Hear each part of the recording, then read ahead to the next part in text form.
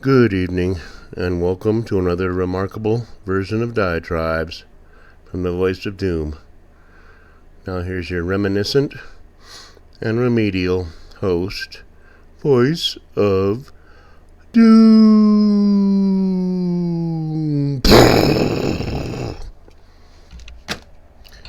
Okay. I wanted to do another one because I am bored, and when I'm bored I can always do a diatribe and then watch myself, which I enjoy. But instead of remonstrating about the coming downfall of Western civilization, which is my want, I'm going to do something a little bit different and kind of talk about memories of my past. Do a little bit about the microcosm because I talk to people who are younger, who I work with, who are in their 20s and they were born after the year 2000. Don't even remember 9/11. And I sometimes talk about my past, and I realize that I've had a very interesting life. I haven't made a lot of money. Never really had the urge to be wealthy. I wouldn't mind being famous, but it wasn't an obsession with me. But I realized that the trajectory of my life has been interesting. And I think it behooves me to leave a record of my exploits to my descendants. So I'm going to talk about my past a bit, because when I get bored I go into YouTube and I start watching videos of songs from the 80s that I used to love, and sometimes I start crying, and because the memories are too powerful. But I'll watch This Is the Day, which is a very good song. And I'll watch the specials, and I'll watch Bow Wow Wow, and I'll think back to my past of when I was in my early 20s. And really things were not changing, but I realized that, the possibilities of music, when we had in the 70s, rock, 60s rock and roll. And it got into acid rock, and it got into this and that, and it got into stuff that the establishment didn't like. And then the 70s got into progressive rock, and everything got very complicated, and you had to have thousands of dollars to even think about starting a band because the equipment cost a lot of money. And I always wanted to be in a band, but I realized as a keyboardist that I had to, lay down thousands of dollars just to get the equipment needed. So it never really happened then, but I will say that I'm happy that my parents made me take piano lessons when I was 5, and going up for 5 or 6 years taking piano lessons and not doing well. But it afforded me the ability to start playing on my own and learning songs on my own, and it's very interesting because my dad was a piano bar player, and by piano bar I mean he played dinner music, and he was very good. And it was my assumption when I was a kid that I would do what my dad did, so I was going to be a piano player also. Never occurred to me how hard it would be as time goes on, because piano bars went by the wayside, and I'll get into that later. But I did take piano lessons, and I learned the basics, and I learned how to teach myself songs. Now, I remember in my youth, when I was about 14, and I was playing a lot of Elton John and Cat Stevens, and other bands. I started getting into Stevie Wonder and Joni Mitchell and a little bit of Pink Floyd and just all kinds of songs I could lay my hands on. And my dad said to me, "You'll never be a piano bar player because you don't have a repertoire," meaning I didn't know the songs that people wanted to hear. Well, as it turns out, the songs I was learning was very much what people want to hear now. They want to hear Elton John, they want to hear Billy Joel, they want to hear Joni Mitchell, they want to hear Steely Dan, they want to hear Stevie Wonder, and on and on and on and on. And Queen and Kansas and whatever. Okay. So even though I was building a repertoire, it wasn't a repertoire for 1972, it was a repertoire for now, because all these old boomers love the music I play. Okay. Now, I'm not a professional musician at all, because there's no jobs to be had, but I will tell you a little story about starting a band and succeeding, sort of, and the feeling you get when you start something from nothing and it becomes something. Now, I was in college and my buddy opened up a pub in the cafeteria of the college that was open on weekends, and there was a piano in there, and I just, sat down and started playing songs, and people liked it. And then I met another person, and we started playing old songs like, Free, and, we played Cat Stevens. I don't know what we played. I can't remember, but it was all, Crosby, Stills, Nash. I was on piano, he sang and played guitar, and people liked us. And we'd improv, and we'd do all kinds of things, and we had a good time. But I was very much into progressive rock in 1981, and I thought that was the way you had to go. You had to be, a brilliant musician in order to succeed. And then a band came along in the college that they were very incompetent. They weren't very good at all, but they played music I had never heard before. And they were playing The Clash, and they were playing the Ramones. And I was listening to it, and I'm like, that sounds fun. And I joined in with them. And believe me, we did some crazy things just to get me to play with the band. We would move an upright piano from my house to a house gig in order for me to play with this band for nothing.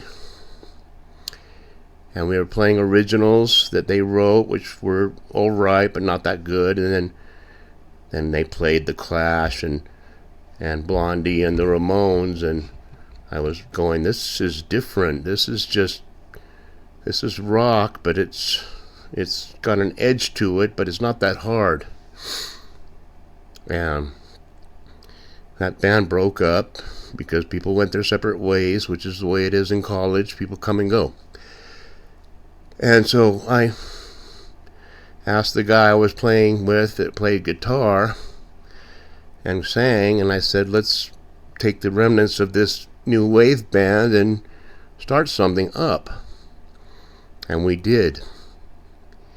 And in our spare time, we worked very hard learning songs. And we played a few originals, but they weren't very good. And I didn't really like playing originals because they weren't very good. So we said, let's just be a cover band. And we learned a lot of songs from the 80s. We learned the Specials. We learned Talking Heads. We learned Bow Wow Wow. We learned The Clash. We learned Madness. And song after song after song after song we learned until we had a repertoire of about 30 or 40 songs.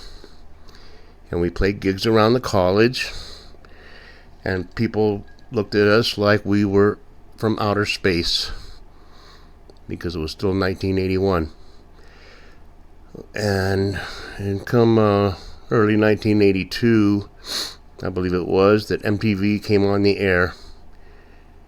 And overnight, all of a sudden, we were the band. We were the house band of the college, because people were going, yeah, these guys are playing new stuff and it's good. And we were enjoying our fame, and we pretty much ran the college as far as entertainment was concerned. Movies, entertainment, parties. That was our milieu. And we ran it. We were in control. So it was fun, and I said, let's go to Oahu. We were on the Big Island. And I said, let's go to Oahu and get some gigs over in the clubs over there. And a lot of the band members said, no, it's not going to happen. You're dreaming. And I said, the hell I am. And I went to Oahu, because you could island hop for like $20 for a plane ride. $20-$30. And I went to some punk clubs and some off-the-wall clubs and said, here we are, and here's what we got. And one time, the club owner said, I'm interested, and, let's see what happens. And they were dubious, they were cynical, and they didn't think some band from the Big Island was not going to be their cup of tea. So we arrived in this dingy dive, and it was in the afternoon, and the band was there, and the owners were stoic and very doubtful about us. And then my buddy, the guitar player, pulled out a couple ounces, 2 or 3 ounces of weed, and laid it on the table and started rolling up a few doobies. And then the owner said, yeah, you got a gig here. And so we got the gig, and I'll remember to this day that we set up our equipment on the stage, and everybody looked at us like we were out of it, because my guitar player had long blonde hair, looked like something from Led Zeppelin or something else, and they're like, you're not going to make it, you're not new wave. New wave people have short hair and stuff. Well, I had short hair, and I had a suit and tie, because I knew that was the style. And we started playing, and what we played for the first song was a song called Nightclub by the Specials.